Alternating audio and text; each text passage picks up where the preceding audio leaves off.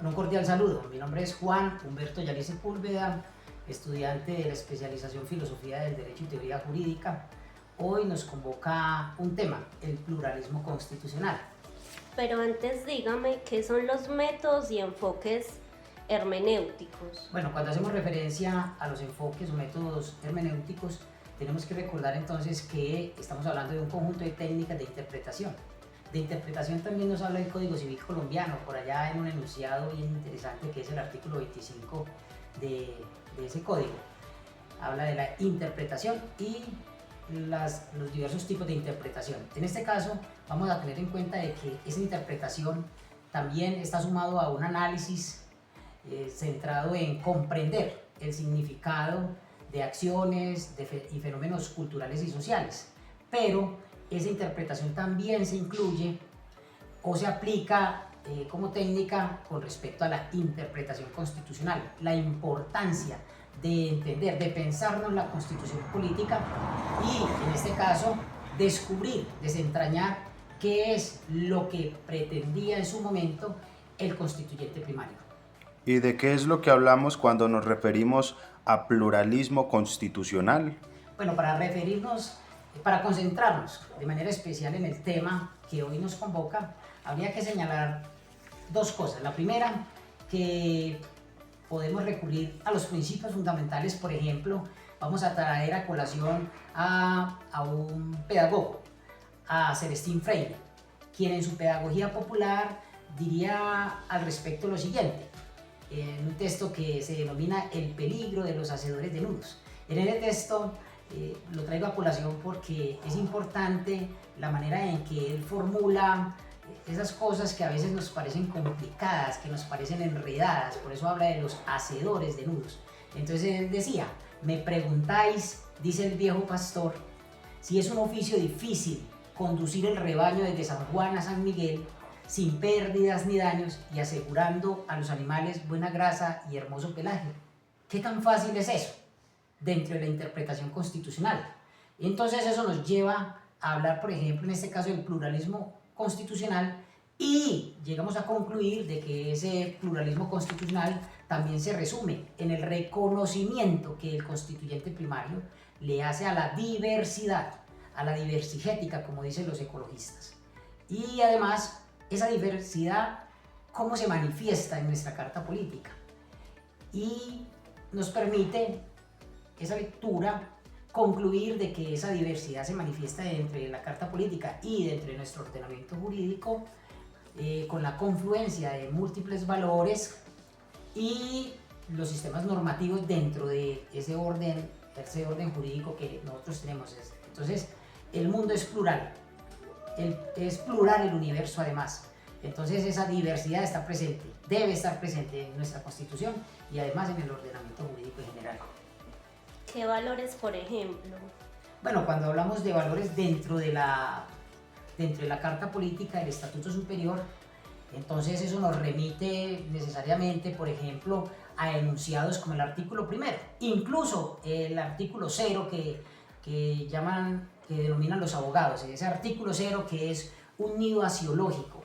En ese nido axiológico, como también en el artículo primero, encontramos que hay una conjugación de valores donde se enarbola el tema de la dignidad humana entendida como ese conjunto de derechos que nos corresponde por el simple hecho de ser personas.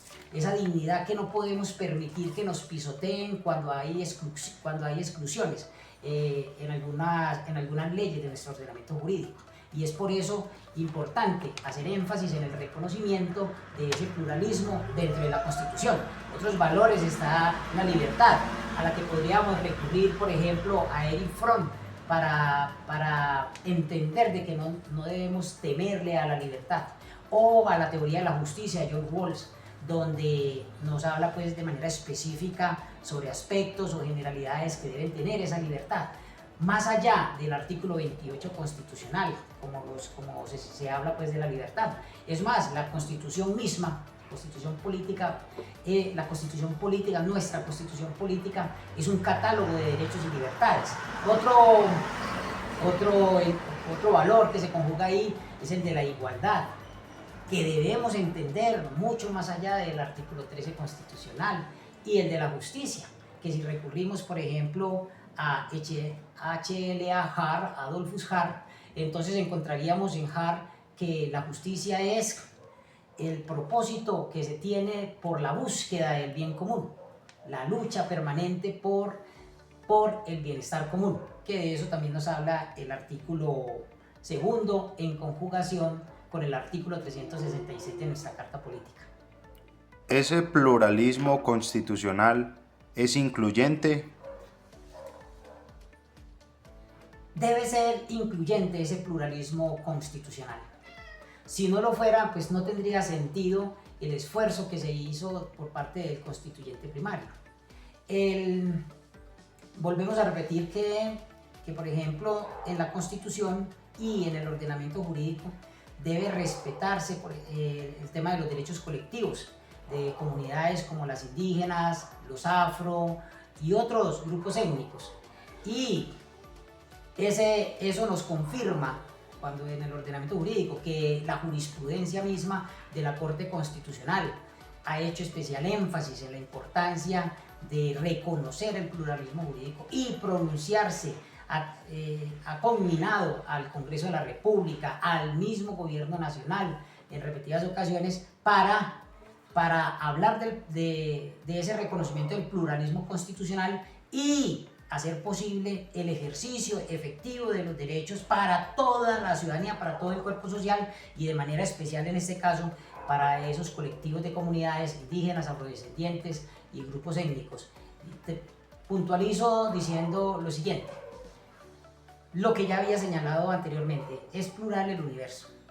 Se necesita la interpretación, se necesita la ponderación, se necesita el reconocimiento del precedente judicial, porque la importancia de estos tres elementos hacen posible el ejercicio efectivo de todos los derechos, hace posible la objetividad de los operadores judiciales y hace posible que la carta política realmente sea una carta de navegación para transitar conforme a la convivencia, a la sana convivencia en un país que ha sufrido tanto la violencia como Colombia. Muchas gracias.